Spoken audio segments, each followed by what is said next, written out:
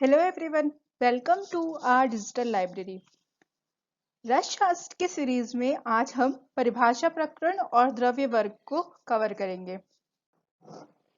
ये हमारा रसशास्त्र का सिलेबस है और जैसे कि आप जानते हैं कि हम सिलेबस के अकॉर्डिंग वीडियोस में टॉपिक कवर कर रहे हैं, जिसमें से फर्स्ट पॉइंट से काफी कुछ हमने इसके पहले वाले वीडियो में कवर कर चुके हैं, तो आप उसे देख सकते हैं। आज हम इस वीडियो में परिभाषा प्रकरण और जो थर्ड पॉइंट है द्रव्य वर्ग, उसको कंप्लीट करने जा रहे हैं। परिभाषा प्रकरण आपके बुक का थर्ड चैप्टर है। फर्स्ट है परिभाषा लक्षण।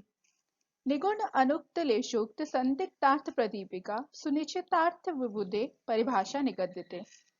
इसका अर्थ है संक्षिप्त और सांकेतिक शब्दों द्वारा शास्त्र के जिन गुप्त अप्रकट अथवा किंचित प्रकट तथा संदिग्ध भाव या अर्थ का स्पष्ट और निश्चित अर्थ जिससे प्राप्त हो उसे परिभाषा कहते हैं।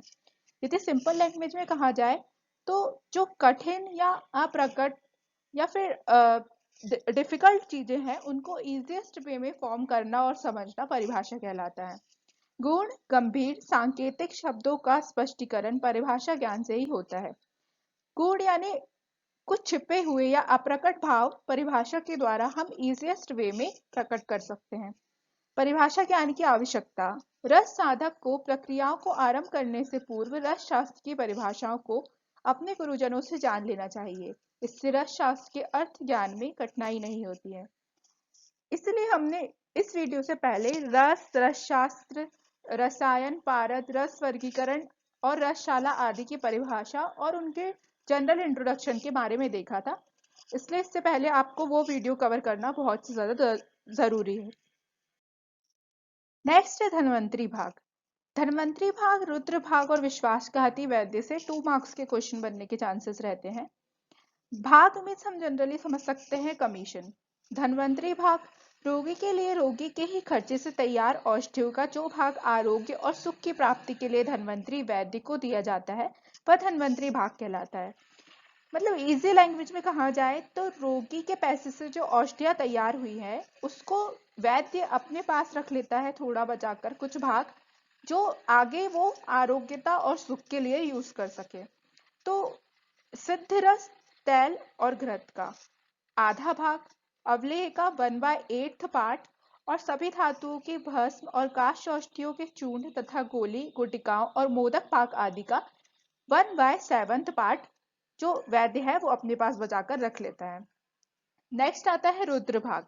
व्यापारी लोगों से वैद्य द्वारा वसूला जाने वाला भाग जो कि 1/11 पार्ट होता है। इसे नॉर्मल भाषा में कहा जाए तो जो मान लीजिए मेडिकल वाले जो होते हैं उनसे डॉक्टर जो कमीशन ले रहा है उसे हम एक तरीके से रुद्र भाग कंसिडर कर सकते हैं, जो कि पहले 1/11 पार्ट कही गई है। थर्ड आता है विश्वासघाती वैद्य। इसके नाम से ही इंडिकेट कर रहा है कि जो वैद्य व्यापारी से लोभवश अधिक रुद्रभाग वसूल कर रोगी को खराब औषधियां दिलवा दे। मतलब जो वैद्य है वो व्यापारी से रुद्रभाग 1/11 जो मैंने आपको बताया उससे अधिक भाग वसूल ले और रोगियों को खराब औषधियां दिलवा दे, तो उसने एक प्रकार से चीटिंग किया, उसे विश्वासघाती वैद्य हम कह सकते हैं। अब हम हमारे सिलेबस में जो थर्ड पॉइंट दिया है द्रव्य वर्ग उसको कवर करने जा रहे हैं। ये topic exam point of view से बहुत ही ज्यादा इंपॉर्टेंट है और डीजी में भी हमें यूज होगा, इसलिए हमें इसे बहुत अच्छे से समझना है और याद करना है। फर्स्ट आता है अम्ल वर्ग।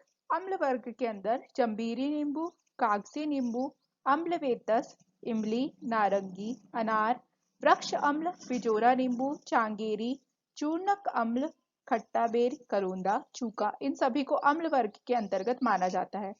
मर्दन एवं भावना आदि के लिए इनका स्वरस या क्वाथ लिया जाता है। मतलब एक तरीके से जो भी चीज खट्टी है वो इस अम्ल वर्ग के अंदर आती है।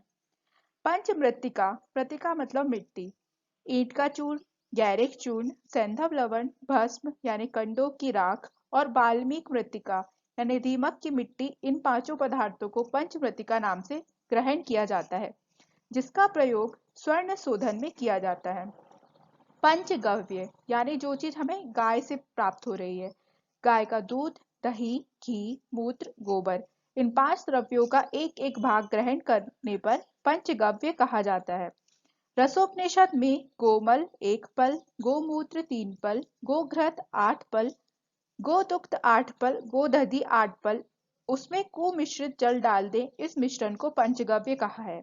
अर्थात एक प्रकार से दूध, दही, घी, मूत्र और गोबर का एक एक भाग को पंचगव्य कहा जाता है, लेकिन रसोपनिषद ने इसके मात्रा कुछ अलग ही बताई है। पंचामृत गोदुग्ध, दही, घृत, मधु, शर्करा को समान मात्रा में एकत्र मिलाने पर पंचामृत कहा जाता है। इसके द्वारा अनेक रसशास्त्रीय कार्य सिद्ध होते हैं, जैसे ताम्र भस्म का अमृतीकरण आदि। पंचगव्य और पंचामृत में हमें कंफ्यूज नहीं होना है। पंचगव्य मतलब गाय, मतलब पांचों चीज गाय से प्राप्त हो रही है। पंचामृत में दूध, दही, घी तो गाय से प्राप्त हो रहा है, लेकिन मधु, शर्करा अलग है, इसलिए पंचामृत में मधु और शक्कर आते हैं मूत्र और गोबर की जगह। ये आपको बहुत ही अच्छे से याद रखना होगा। फिफ्थ है द्रावक गण। द्रावक गण के अंतर्गत गुड़, गुग्गुल, गुंजा, घृत और शहद आते हैं। मित्र पंचक में गुड़, गुंजा, टंकड़, घृत और मधु आते हैं, और रसशास्त्र में लोहे को पिघलाने में इसका यूज बताया गया है। क्षार अष्टक, जिसको आप पास्टाक एक ट्रिक है उससे याद रख सकते हैं। पलाश, ए से अर्क, एस से स्नोही, टी से तिल, ए से अपामार्ग और सी से चिंचा या चिंचा को इमली भी कहा जाता है। सज्जी क्षार और यवक्षार, ये क्षार अष्टक के वर्ग हैं। रक्त वर्ग मंजिष्ठा, केसर, लाक्षा, दाड़िम पुष्प, रक्त चंदन, बंदूक पुष्प और रक्त करवीर। रक्त वर्ग यानी जो रेड कलर के हो या फिर ब्लड कलर के हो, उसे हम रक्त वर्ग के अंदर रखते हैं। यूज रंजन कर्म ऑफ पारद, पारद के रंजन कर्म में रक्त वर्ग का यूज होता है। लवण पंचक, ये आप बहुत ही अच्छे से जानते हैं। सैंधव, सौरवांचल, वेद, सामुद्र और सांभर, जिसको हम रोमक भी बोलते हैं, यह लवण पंचक के अंतर्गत आते हैं। मधुर त्रिक, घी, गुड़ और शहद मधुर त्रिक है।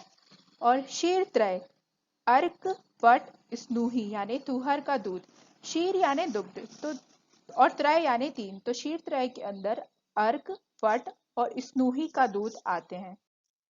तो ये हमारा फर्स्ट और थर्ड दोनों सिलेबस के अकॉर्डिंग पॉइंट्स कवर हुए हैं। नेक्स्ट वीडियो में हम सिलेबस का सेकंड पॉइंट, जो कि एप्लीकेशन ऑफ टेक्निकल टर्मिनोलॉजीज, जिसमें हम आवाप, निर्वाप, ढालन, भावना, जाड़ना आदि की परिभाषा के बारे में देखेंगे, जो कि रस शास्त्र का एक बहुत ही ज्यादा इंपॉर्टेंट पार्ट है, तो उसको कवर करेंगे। Thanks a lot.